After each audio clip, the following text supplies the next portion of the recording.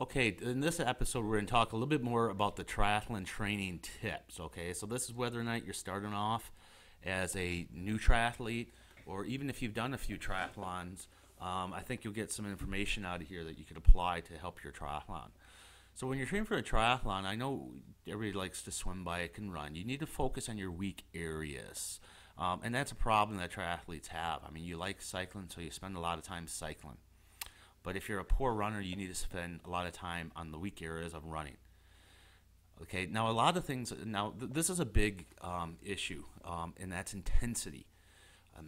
Are you going for your bike ride and is it a coffee ride? Are you chatting, or how do you feel after your bike ride?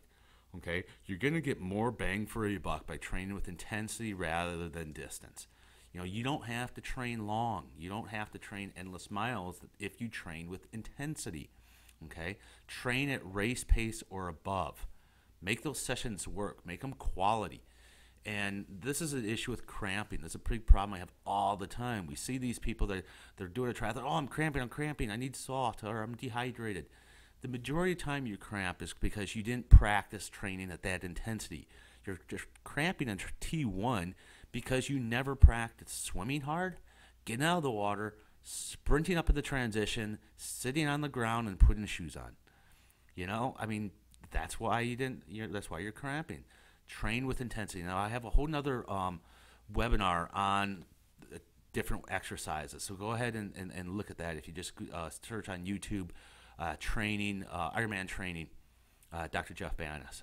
Again, a little bit more specific details about the training workouts. Now you need to practice the nutrition. Practice your nutrition during training, okay? Because, I'll go into some specific nutrition tips here in a minute, but just briefly, you need to be practicing that nutrition. Running and eating, we weren't necessarily meant to do that, and our body reacts different ways. Okay, strength train. Now, triathletes are lazy. It's easy to just get out and go for a run. It's easy just to go for a bike ride. It takes a little bit more dedication to devote 30 minutes twice a week to strength training. But I'll tell you one thing. I'm a sports chiropractor, and I treat a lot of triathletes and runners with injuries, and almost of them all have one thing in common, and that's lack of strength training. They're not doing it, so you're going to develop muscle imbalances. Okay.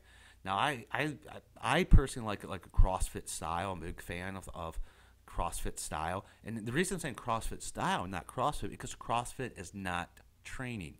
Okay, simply doing a random workout of the day is not training. There's no goal. There's no purpose. I tell you, the guys who are competing in the CrossFit World Games, they're not doing random workouts of the day. They're training with a purpose. They're training in specific areas that they need to improve in, and that's why I say CrossFit style. Jumping ahead of it. So what would that be? That would be like grabbing a tire and doing 100 tire flips and then going for a run. Doing box jumps, doing something that's going to fatigue those legs and then go for a run, okay? That's going to build up that fatigue resistance, because here's the thing. Why do you slow down in your training or triathlon? Most of the time people slow down because of fatigue in their legs. They're generally not slowing down because of lack of cardio. Now, some of the shorter ones, yeah, you might be slowing down because lack of cardio, because you're running all out or you're biking all out. As you get into longer distance, most of the time people are slowing down or walking because the legs are tired. So I really like combining strength with endurance, okay? Now, like I mentioned, I did a whole nother YouTube video on this, so you can go ahead and look at that, so I won't get real detail. But you do want to do running up hills, cycling up hills. That would be something that's called specific strength, okay?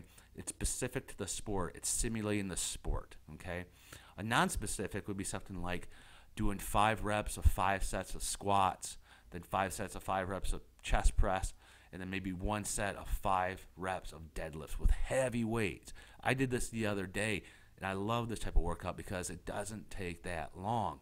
I know as a triathlete, you'd probably rather be swimming, biking, and running and don't want to lift, but this is a really short way to get some really good strength training there. And man, after I did this, I went for a run, and I'm running. Those legs are tired. It's going to stimulate, to being on that bike and getting off that bike and running with those heavy legs. Now, going back into this for you new triathletes, do a brick. A brick is when you combine the two disciplines together. So you go for a swim and then a bike, or go for a bike and then a run. You can go for a swim and a run. That's fine too. But that goes into do with intensity. We go out and do our swims, and I see people swim and they get out of the water and they sit there and talk, and then they go for a bike ride. Try to do some times where it's focused. You're simulating biking hard. Get off your bike. Run a distance. Get on your shoes and go for a run. Now, one thing here is don't think that you need to run the entire distance. So if you're doing Olympic distance and you got a 6-mile run, or maybe you're just starting off, don't think like it's a bad thing to run the whole thing nonstop. Because here's the thing: they're going to have aid stations every mile. So realistically, most people are going to run a mile and then stop at that aid station, grab some food, or grab some water. So just work on trying to go nonstop for 1 mile. And then do a little power walk, because that's probably what you're doing in the race. You're going to run a little bit, then you're going to get aid station, then you're going to stop, walk a little bit, get a little drink of water, and start up running. So you can start doing a run walk right into your training. Okay, now let's get into some swim training tips, because the swim is the whole other thing. One thing I'd really suggest you do is get up in the mornings and dip your face in some cold water. Get a bucket, fill it up with some ice. Get your body used to that shock of getting into the cold water. There are different neurological things happen when your body's exposed to that cold water, and you don't want to have that on race day. Start doing that, okay? And just like how I talked about the run walk here, don't think you have to do the entire swim distance nonstop at the crawl. I mean, when I first started this thing, I could not swim one 25-meter lap nonstop doing the crawl.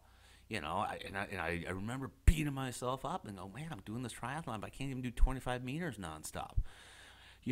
Go ahead and warm up. Get in the pool, swim a little bit, do breaststroke, do the crawl a little bit, do a couple little drills, and then sit there and say, okay, I'm going to swim, 2 laps nonstop. I'm going to rest a little bit. Then I'm going to swim 2 laps and rest. And do something like that. That will allow you to build up. Don't beat yourself up and say, I got to swim this entire distance nonstop.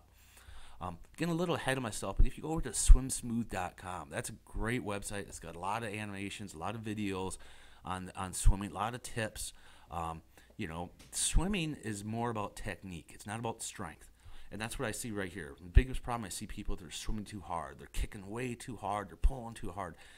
It's about your body cutting through that water better than strength. So get the technique. Spend the time looking at techniques. Swim the time getting your technique down.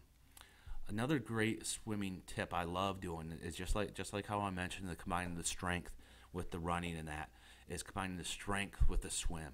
So maybe start off and do 10 air squats, 10 push-ups, 10 burpees, then jump in the pool and swim 4 laps. Then get out and do another set of squats, burpees, push-ups. That's a great way to combine the two. It just simulates your body getting there, the anxiety, the heart rate. So I love that. These are great workouts right here. And also, it changes it up. You do need to do your long endurance swims where you're just getting that distance down, but that's a way to add things up and stimulate at least the anxiety or getting that heart rate. Open water swims, hey, just get as many of those as possibly done. Just get your body used to it, okay? It's amazing how many people could swim fine in the pool, but then they get in the open water and they really start to freak out.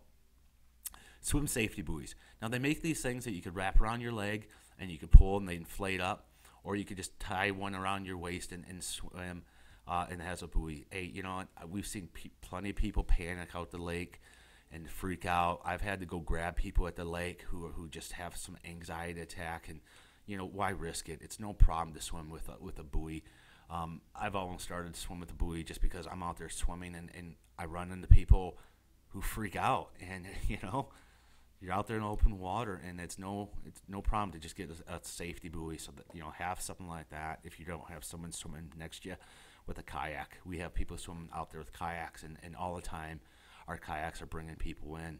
Even I've had people who have done the Ironman swim, and then we're out to lake one time and we had to go grab the guy. He just freaked out. The wetsuits are fantastic. They help you float. So really, once you get in the wetsuit, you generally realize that you could be almost swim out there, all day long because of the flotation of the wetsuit.